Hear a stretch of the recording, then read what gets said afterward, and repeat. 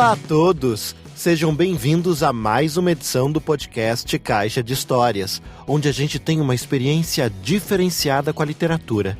E hoje eu vou ler para vocês um trechinho do livro O Evangelho segundo Jesus Cristo, de José Saramago, lançado pela editora Companhia das Letras.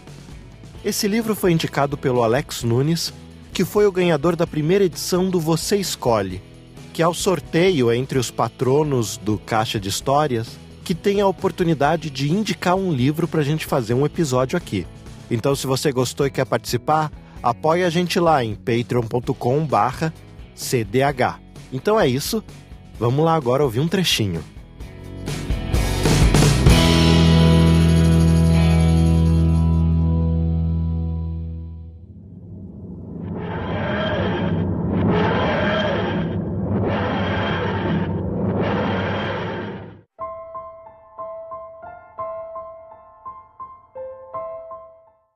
O sol mostra-se num dos cantos superiores do retângulo, o que se encontra à esquerda de quem olha, representando o astro-rei, uma cabeça de homem donde jorram raios de aguda luz e sinuosas labaredas, tal uma rosa dos ventos, indecisa sobre a direção dos lugares para onde quer apontar.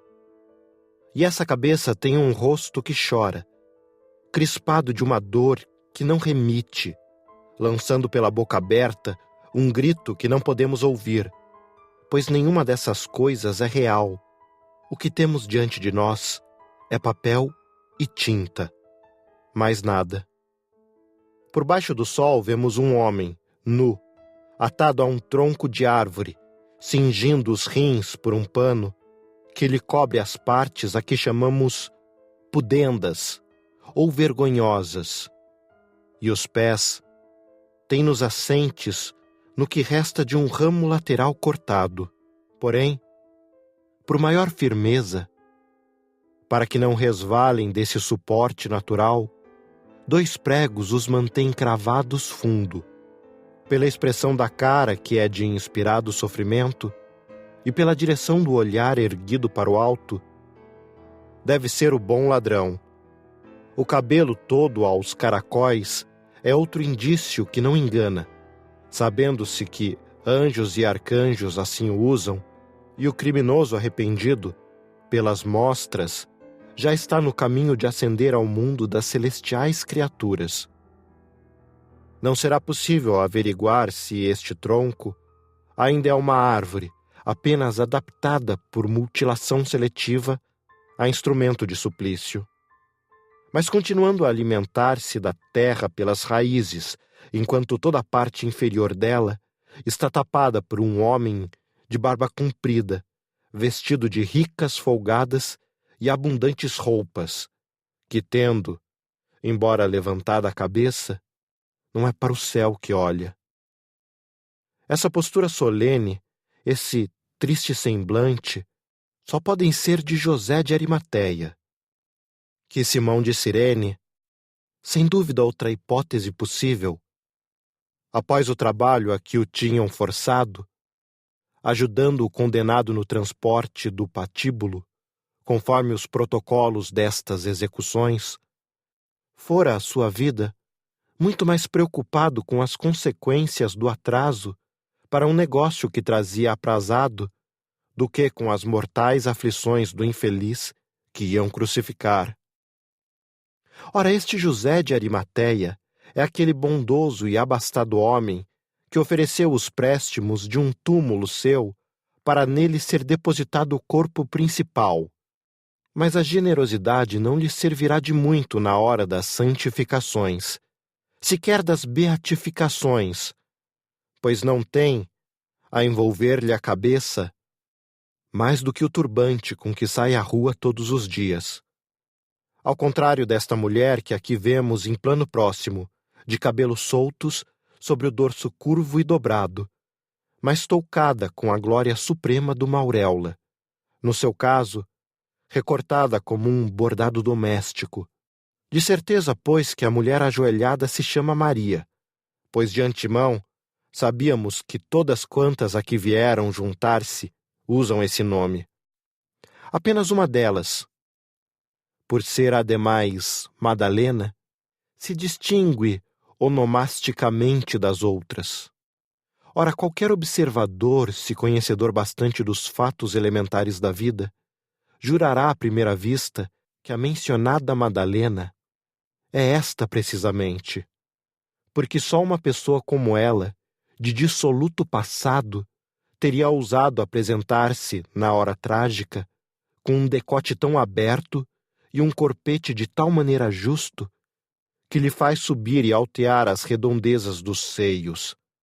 Razão porque, inevitavelmente, está atraindo e retendo a mirada sôfrega dos homens que passam, com grave dano das almas, assim arrastada à perdição pelo infame corpo. É, porém, de compungida tristeza a expressão do seu rosto, e o abandono do corpo não exprime senão a dor de uma alma. É certo que escondida por carnes tentadoras, mas que é nosso dever ter em conta, falamos da alma. Claro está, esta mulher poderia até estar inteiramente nua, se em tal preparo tivesse escolhido representá-la, que ainda assim haveríamos de demonstrar-lhe respeito e homenagem. Maria Madalena, se ela é, ampara e parece que vai beijar num gesto de compaixão intraduzível por palavras a mão de outra mulher, esta sim, caída por terra como desamparada de forças ou ferida de morte. O seu nome também é Maria, segundo na ordem de apresentação, mas sem dúvida primeiríssima na importância. Se algo significa o lugar central que ocupa na região inferior da composição, tirando o rosto lacrimoso e as mãos desfalecidas, nada se lhe alcança a ver do corpo coberto pelas pregas múltiplas do manto e da túnica, cingida na cintura por um cordão, cuja aspereza se adivinha. É mais idosa do que a outra Maria, e esta é uma boa razão, provavelmente, mas não a única, para que a sua auréola tenha um desenho mais complexo. Assim, pelo menos, se acharia autorizado a pensar quem, não disposto de informações precisas acerca das precedências, patentes e hierarquias em vigor neste mundo, estivesse obrigado a formular uma opinião. Porém, tendo em conta o grau de divulgação operada por artes maiores e menores destas iconografias, só um habitante do outro planeta, supondo que nele não se houvesse repetido alguma vez ou mesmo estreado este drama, só este, em verdade inimaginável ser, ignoraria que a afligida mulher é a viúva de um carpinteiro chamado José e mãe de numerosos filhos e filhas, embora só um deles, por imperativos do destino ou de quem o governa, tenha vindo a prosperar. Em vida, mediocremente, mas maiormente depois da morte. Reclinada sobre seu lado esquerdo, Maria, mãe de Jesus, esse mesmo a quem acabamos de aludir, apoia o antebraço na coxa de uma outra mulher, também ajoelhada, também Maria de seu nome. E afinal, apesar de não lhe podermos ver nem fantasiar o decote, talvez verdadeira Madalena, tal como a primeira desta trindade de mulheres, mostra os longos cabelos soltos caído pelas costas, mas estes têm todo o ar de serem louros. Se não foi pura casualidade a diferença do traço mais leve, neste caso, e deixando espaços vazios no sentido das madeixas, o que obviamente serviu ao gravador para aclarar o tom geral da cabeleira representada, com tais razões, não pretendemos afirmar que Maria Madalena tivesse sido, de fato, loura. Apenas nos estamos conformando com a corrente de opinião maioritária que insiste em ver nas louras, tanto as de natureza como as de tinta, os mais eficazes instrumentos de pecado e perdição. Tendo sido Maria Madalena, como é geralmente sabido, tão pecadora mulher, perdida como as que mais o foram, Teria também de ser loura para não desmentir as convicções, em bem e em mal adquiridas, de metade do gênero humano. Não é, porém, por parecer esta terceira Maria em comparação com a outra, mais clara na tez e no tom do cabelo, que insinuamos e propomos, contra as arrasadoras evidências de um decote profundo e de um peito que se exibe, ser ela Madalena. Outra prova, esta fortíssima, rebustece e afirma a identificação, e vem a ser que a dita mulher, ainda que um pouco amparando com distraída mão a extenuada mãe de Jesus, levanta sim para o alto olhar, e este olhar, que é de autêntico e arrebatado amor, acende com tal força que parece levar consigo o corpo todo o seu ser carnal, como uma irradiante auréola, capaz de fazer empalidecer o halo que já lhe está rodeando a cabeça e reduzindo pensamentos e emoções. Apenas uma mulher que tivesse amado tanto quanto imaginamos que Maria Madalena amou, poderia olhar desta maneira.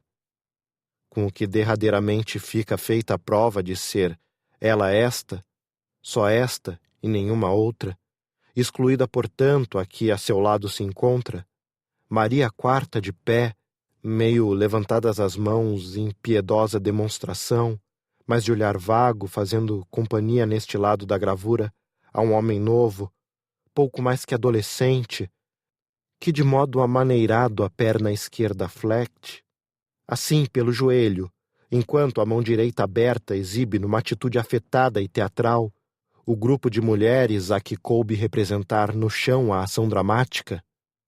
Este personagem tão novinho, com seu cabelo aos cachos e os lábios trêmulos, é João, tal como José de Arimateia também esconde com o corpo o pé desta outra árvore, que lá em cima, no lugar dos ninhos, levanta ao ar um segundo homem nu, atado e pregado como o primeiro, mas este é de cabelos lisos, deixa pender a cabeça para olhar, se ainda pode, o chão, e a sua cara magra e esquálida dá pena, ao contrário do outro lado, que mesmo no transe final de sofrimento agônico, ainda tem valor para mostrar-nos um rosto que facilmente imaginamos rubicundo.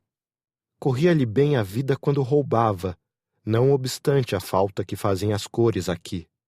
Magro, de cabelos lisos, de cabeça caída para a terra, que o há de comer, 2 vezes condenado à morte e ao inferno.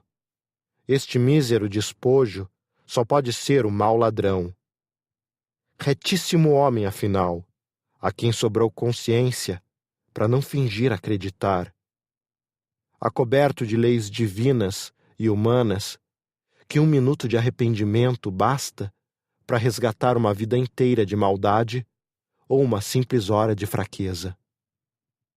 Por cima dele também chorando e clamando como o sol que em frente está, vemos a lua em figura de mulher, com uma incongruente argola a enfeitar-lhe a orelha, licença que nenhum artista ou poeta se terá permitido antes, e é duvidoso que se tenha permitido depois, apesar do exemplo. Este sol e lua iluminam por igual a terra, mas a luz do ambiente é circular, sem sombras. Por isso, pode ser tão nitidamente visto o que está no horizonte, ao fundo, torres e muralhas, uma ponte levadiça sobre um fosso, onde brilha a água, umas em penas góticas, e lá por trás, no texto de uma última colina, as asas paradas de um moinho. Cá mais perto, pela ilusão da perspectiva, 4 cavaleiros de elmo, lança e armadura fazem voltear as montadas em alardes de alta escola. Mas os seus gestos sugerem que chegaram ao fim da exibição. Estão saudando, por assim dizer, um público invisível. A mesma impressão de final de festa é dada por aquele soldado de infantaria que já dá um passo para retirar-se, levando suspenso da mão direita o que a esta distância parece um pano, mas que também pode ser manto ou túnica, enquanto 2 outros militares dão sinais de irritação e despeito, se é possível, de tão longe, decifrar nos minúsculos rostos um sentimento, como de quem jogou e perdeu. Por cima destas vulgaridades de milícia e de cidade muralhada, pairam 4 anjos, sendo 2 dos de corpo inteiro, que choram e protestam e se lastimam, não assim um deles de perfil grave, absorto no trabalho de recolher numa taça, até a última gota, o jorro de sangue que sai do lado direito do crucificado, neste lugar a que chamam Gólgota. Muitos são os que tiveram o mesmo destino fatal, e outros muitos o virão a ter, mas este homem nu, cravado de pés e mãos numa cruz, filho de José e de Maria, Jesus de seu nome, é o único a quem o futuro concederá a honra da maiúscula inicial. Os mais nunca passarão de crucificados menores. É ele, finalmente, este, para quem apenas olham José de Arimateia e Maria Madalena. Este que faz chorar o sol e a lua.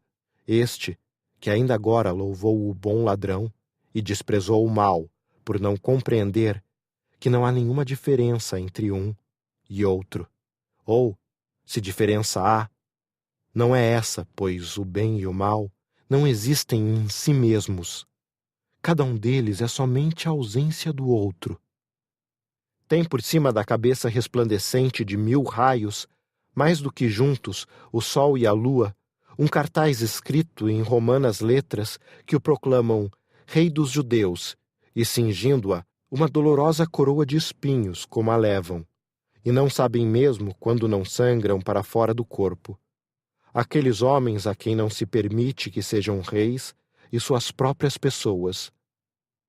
Não goza Jesus de um descanso para os pés, como tem os ladrões. Todo o peso do seu corpo estaria suspenso das mãos pregadas no madeiro, se não fosse restar-lhe ainda alguma vida, há bastante para manter ereto, sobre os joelhos retesados, mas que cedo lhe acabará.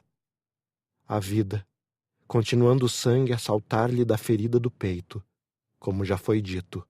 Entre as 2 cunhas que firmam a cruz a prumo, como ela introduzidas numa escura fenda do chão, ferida da terra não mais incurável que qualquer sepultura de homem, está um crânio, e também uma tíbia e uma omoplata. Mas o crânio é que nos importa, porque é isto o que Gólgota significa.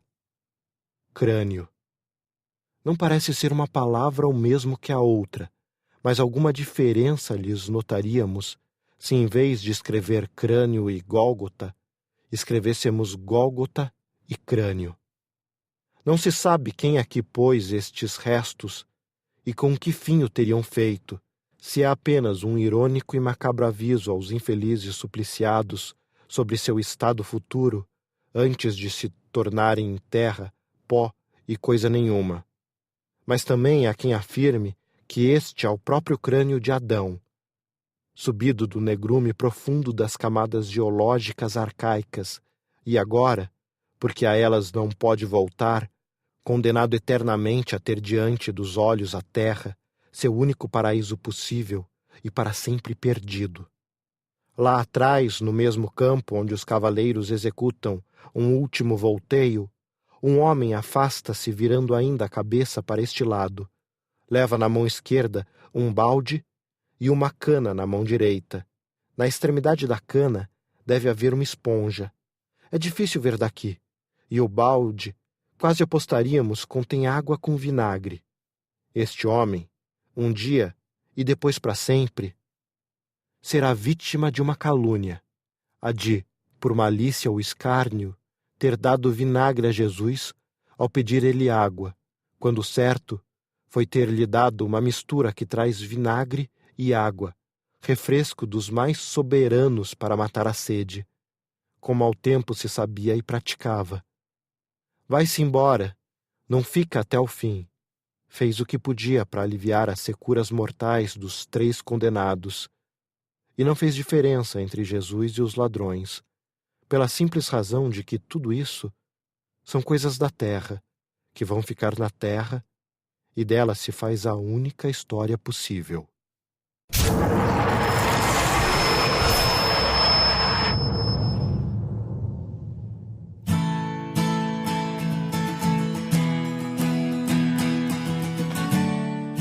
Esse foi o Evangelho segundo Jesus Cristo, de José Saramago.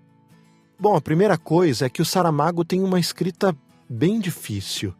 Ele não usa travessões ou aspas para indicar diálogos, ele usa parágrafos enormes, ele usa vírgula para separar a fala de um personagem do outro, de forma que, conforme você vai lendo, você se perde às vezes em quem está dizendo o quê, como é, o que está acontecendo. E isso é muito difícil. Eu vi gente dizendo que isso é um recurso que ele utiliza para dar agilidade, transformar a escrita dele quase numa prosa oral. Mas para mim foi muito difícil e não foi coisa de, em alguns capítulos, pegar e me adaptar. Não, foi difícil o livro todo. Inclusive, a leitura desse livro às vezes me dava sono, por essa dificuldade de ritmo, por estar sempre precisando fazer um esforço enorme para entender. Mas isso não quer dizer que o livro é ruim, ao contrário disso. O livro é excelente, assim. Eu posso não ter gostado particularmente do modo de escrita do Saramago, mas ele é um grande contador de história. E não apenas um grande contador de história, mas um grande questionador. Ele faz questionamentos filosóficos nesse livro muito profundos e que tem muito a ver com toda a civilização ocidental, né, que foi influenciada por essa religião cristã. Aqui a gente é apresentado a um Jesus humano, um Jesus com falhas, um Jesus que comete atos egoístas, um Jesus que tem medo, um Jesus que é inseguro. E é isso que torna o personagem tão interessante. Porque o Jesus que a gente conhece da religião é dito que é Deus e homem ao mesmo tempo, pelo menos dentro da religião católica, e sempre me pareceu um conceito um tanto mentiroso. Porque se ele é Deus e homem, ele não é um homem igual a gente, sabe? Por mais que digam que esse seja um dos mistérios que a gente não vai entender, sempre me pareceu uma desculpinha. E nesse livro nos é mostrado um Jesus muito humano, que não tem a onisciência de um Deus. Ao contrário, aos poucos ele vai descobrindo a sua posição nesse jogo político que Deus faz com os homens. Antes de entrar Jesus, a gente tem a história do nascimento, né? Tendo José como protagonista, que também é um personagem muito interessante. E aqui a gente vê que Deus é um personagem mesquinho nesse livro. Ele arquiteta as coisas para o plano dele acontecer, que é um plano final, bom, não vou dar spoilers aqui, mas que é um plano que, a princípio, a gente não vê muito porque, além de ser simplesmente a vontade desse Deus. A gente sabe que o Saramago era um ateu convicto e que tinha muitas críticas a Deus. Ele achava o Deus da Bíblia um Deus cruel. E ele mostra aqui, nesse livro, um Deus cruel que utiliza os sentimentos humanos e utiliza os humanos, de uma forma geral, como joguetes para atingir o seu objetivo. E o próprio Jesus acaba sendo um joguete dentro desse jogo divino. E o próprio diabo não é tão mau, ele está mais para o contestador de Deus, como uma visão diferente do que a maldade pura, não deixando de ser também maldade. Então é um personagem filosoficamente mais complexo. Mas o que essencialmente este livro faz, no meu ponto de vista, é escancarar tudo aquilo que, para a gente, cidadãos ocidentais, vemos como pontos complicados e até hipócritas da Bíblia. Como, por exemplo, o massacre de inocentes que Herodes faz em Belém, ao nascer de Jesus. Ele questiona por que poupar Jesus e matar tantos inocentes? Como a morte de tantos inocentes é justificável só para pontuar um momento da vida de Jesus? E em que ponto a responsabilidade de evitar que isso acontecesse também decai sobre os ombros de um homem, quando talvez fosse responsabilidade de um Deus? Então, toda essa questão de qual é a nossa posição, qual é a nossa culpa e qual é a culpa de Deus é discutida nesse livro. Para muita gente, todas essas posições, esse jeito como Deus é mostrado, pode ser visto como uma coisa blasfema, o verdadeiro herói aqui é Jesus, não Deus, mas acima de tudo eu acho que o Saramago eleva o ser humano, imperfeito, inseguro, que tenta fazer o certo apesar de tudo. E é isso que é bonito nesse livro. A gente vê o ser humano tentando ser justo, tentando ser algo mais, tentando valorizar a vida e ter os seus valores, apesar das forças externas, apesar das pressões, dos preconceitos. E também, o Saramago também é muito crítico aqui em algumas questões sociais.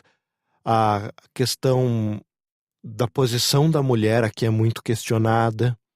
A questão também em relação a fofocas, né? De quanto a sua vida tem que ser pautada pelo que os outros falam da sua vida e não pelo aquilo que você é. Então essas questões sociais que de certa forma ainda hoje ecoam na nossa sociedade, a gente ainda tem discutido, ele critica aqui usando um modelo histórico de como seria essa sociedade à época de Cristo.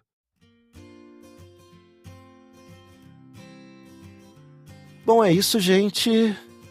Esse foi o Evangelho segundo Jesus Cristo, do José Saramago. Esse livro foi a escolha do Alex Nunes no Você Escolhe. Se você quer participar do Você Escolhe, ajude-nos lá no nosso Patreon, patreon.com/cdh. Além disso, você pode ajudar o Caixa de Histórias também, clicando nos links que levam às livrarias nos posts dos episódios. O e-mail do Caixa de Histórias vocês já conhecem, é caixadehistórias@iradex.net. O Twitter é @caixa_histórias. E o Facebook é facebook.com/Caixa de Histórias Podcast. E não deixem de entrar no Grupo Pandores, que é onde a gente discute mais próximo todos os assuntos do podcast. E por fim, se vocês não ouviram o podcast passado, eu lancei um novo audiobook pela Toca Livros, que se trata de contos clássicos de horror. Então, se você ficou interessado, dá uma olhadinha no podcast passado sobre o livro das criaturas malignas. Foi feito com muito carinho e eu acho que vai agradar vocês, então dá uma conferida lá, tá certo? É isso, pessoal, muito obrigado e até a próxima!